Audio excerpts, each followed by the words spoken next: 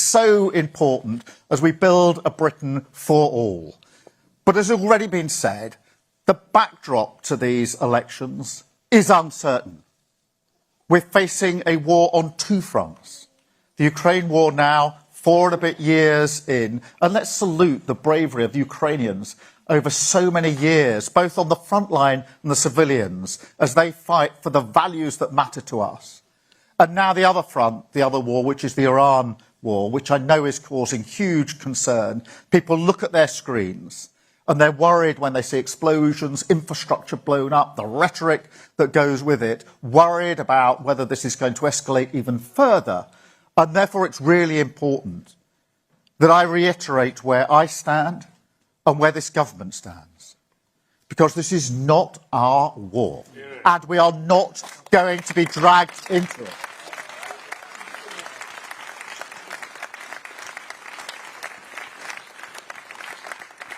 Yes, of course, we will defend British lives and British interests in the region. We'll stand by our allies in the Gulf region. But we're not going to get dragged in. That's my values, that's my principles, and that's what we've applied to our decisions, whatever the pressure and whoever it's coming from. But what a contrast if you took Kemi Badenoch or Nigel Farage. What did they want to do? They wanted to go straight in with both feet into the war without thinking through the consequences. Now they're in opposition at the moment. Maybe that doesn't matter very much, but it's terrible judgment. Because taking your country to war is the single most important decision a Prime Minister can ever take. And if they had been in government, would be in a war with no plan. Then you've got Polanski. He thinks that with a war on two fronts, now is the time to give up our NATO membership. Now is the time to start negotiating with Putin over our nuclear deterrent. We'd be left so weak and so exposed if any of those individuals were in government. And it's really important, therefore, that we stick to our principles, stick to our values, and show the leadership that's needed in a time like this. And I know that in addition to worrying about what they see on screen, so many people across the country, when they see the war, particularly in Iran, they're beginning to think, how's this going to impact on me, my family, my household, and my bills going up?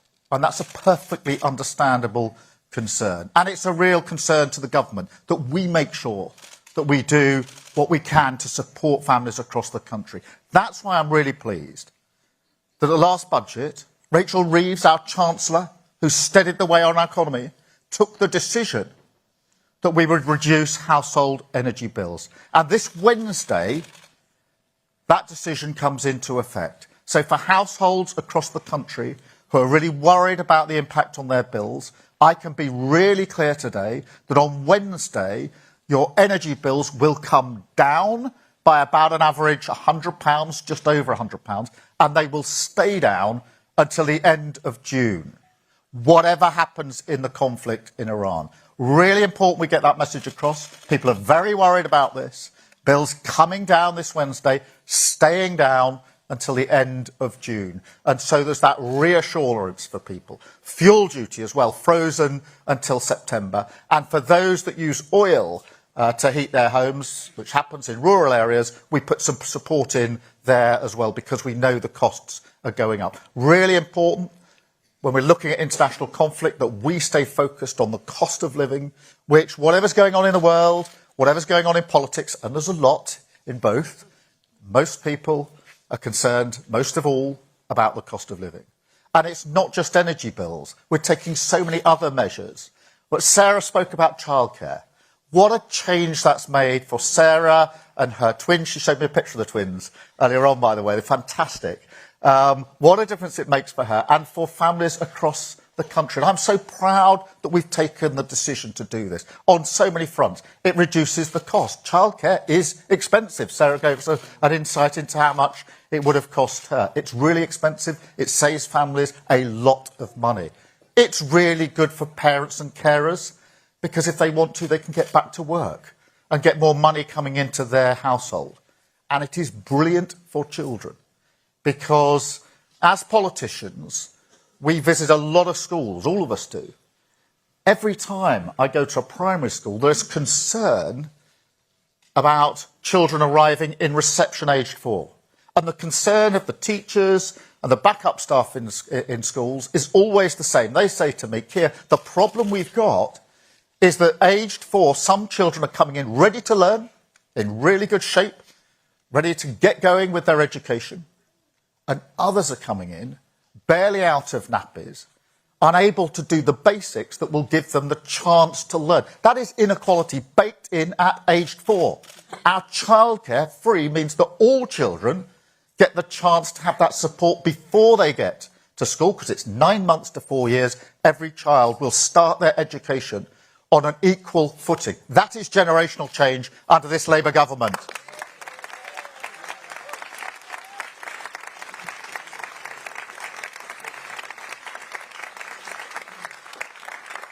And whilst I'm on generational change, we're ending the 2-cap limit on childcare. That means hundreds of thousands of children who would otherwise have grown up in poverty will be lifted out of poverty and have a real chance in their lives. And don't tell me that growing up in poverty doesn't make a difference. Every single piece of evidence is the same. If you've grown up in poverty, you will not have a fair chance in life. So this is a game changer for children, not just now, but for years and years to come. And it's only happened because of a Labour government. And this is a busy week, because minimum wages go up on Wednesday as well. So all those on the minimum wage get a bit more money in their pockets. We're freezing rail fares, freezing prescription charges, because this is a government that bears down on the cost of living, because we know it's the single most important thing to so many people across the country. Really important in response to this conflict in Iran.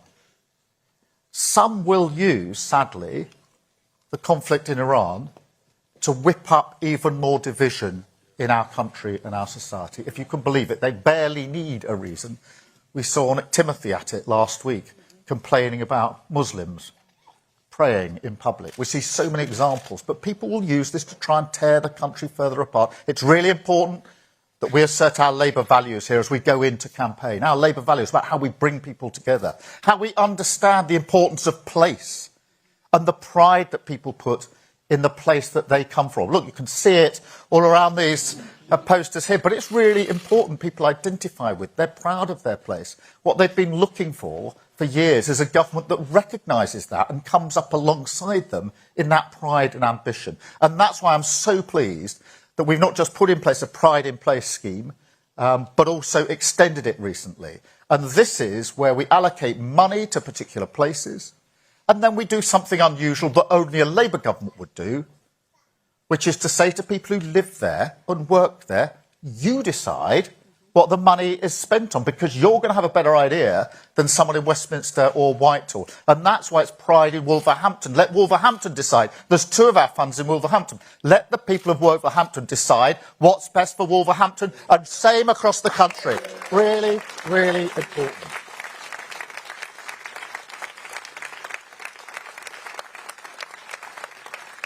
So as we go into these elections, we're fighting for international leadership. We're fighting for a focus on the cost of living, and we're fighting for pride in place across the whole country.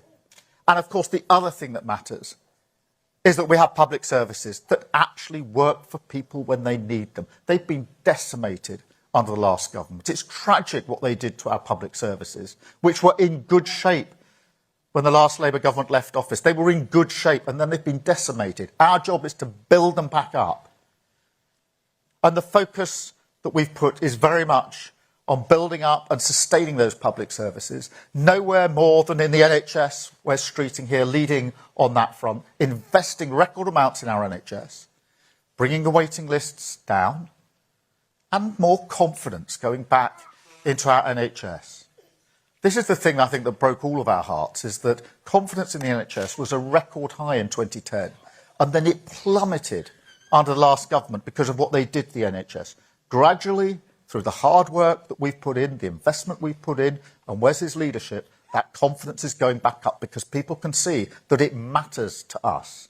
We don't see public services just as a chart of how much money you can save here or there. We see them as something you invest in because they're vital for people. So we build up through our values, through our judgments, through our leaderships. And we go out now in this campaign on the front foot, positive about the campaign, relishing the opportunity to go to doorsteps and say to people, vote Labour for the following reasons. Vote Labour because of our values. Vote Labour because of our leadership. Vote Labour because it makes a huge difference to so many lives across the country. Thank you all so much. It's really brilliant to be with you. Thank you. Pride in Britain.